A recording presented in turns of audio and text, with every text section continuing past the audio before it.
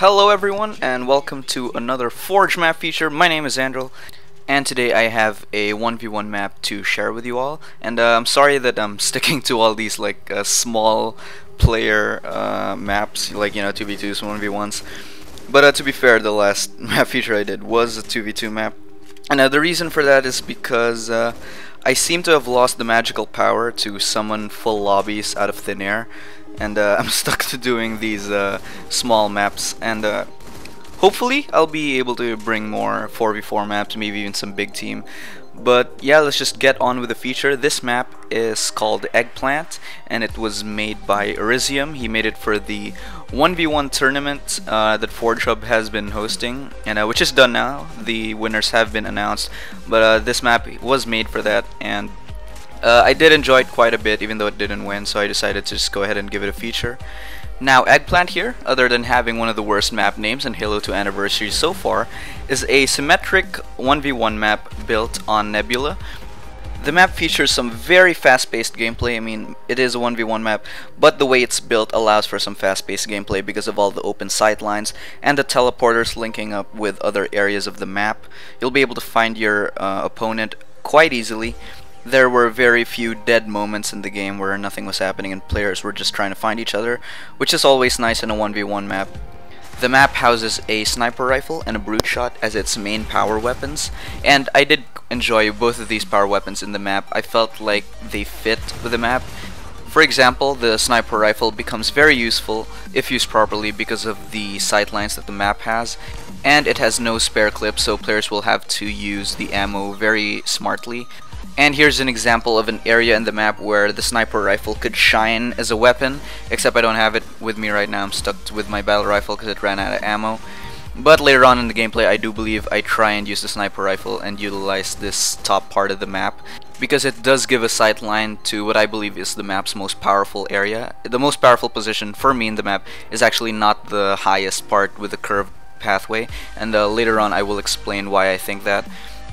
But before that, I almost forgot to mention that this map also has an overshield, which I tend to usually not agree with in 1v1 maps, but I guess it works in Halo 2 Anniversary because it doesn't really take a whole lot of bullets to eliminate the overshield. And with the map's size and the way the game is paced, your overshield's not really gonna last that long. Anyway, here we have gameplay of me just trying to overtake what I think is the most powerful position in the map. Ortium and I are just fighting over it. He had an overshield, but like I said, I got rid of it pretty easily.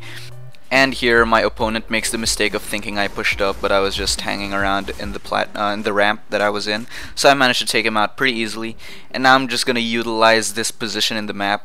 And what makes this position so powerful to me is because it gives you a view of any route that your opponent tries to take when he spawns. So basically, you'll only have to focus on facing one direction most of the time when you're controlling this power position, and you'll still be able to spot your opponent. That doesn't mean, however, that this position is completely unstoppable, because sometimes the enemy can spawn to the side of you, so they can sneak up on you. And if they do spawn in front of you, they can still take the teleporter. And if you're not aware, they can teleport behind you and pretty much, just end your control of the position.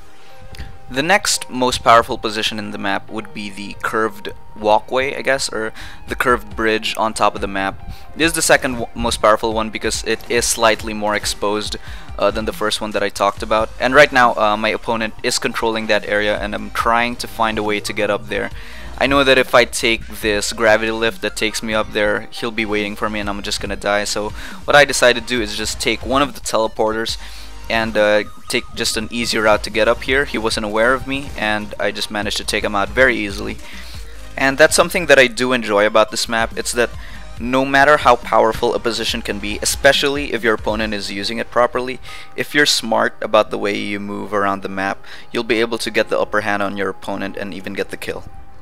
And now coming up is just a pretty much facepalm moment on my part. I missed the punch. I don't know why I missed the punch. He didn't see me and I saw him first, so kind of a bad move on my part. And he was just there sitting behind a teleporter like a little bitch. So this is the moment that I was talking about earlier in the video. I decided to take the gravity lift and take the easy way up to the curved walkway. And now I'm just trying to snipe through this little gap and not really doing so well. He's kinda mugging me off here. And here he disappeared from my sight, so I have a feeling he's gonna go through one of the teleporters. So I just blocked one of them and just waited until he popped up eventually, and he did, netting me another easy kill. And that's pretty much all that I wanted to say about this map. I do hope you guys enjoyed this Forge map feature. Sorry about the delay again, but you know, summer is just a week away for me, so I'll be able to pump out videos hopefully more frequently soon. And yeah, hope you guys enjoyed the video. I will see you guys next time. Goodbye.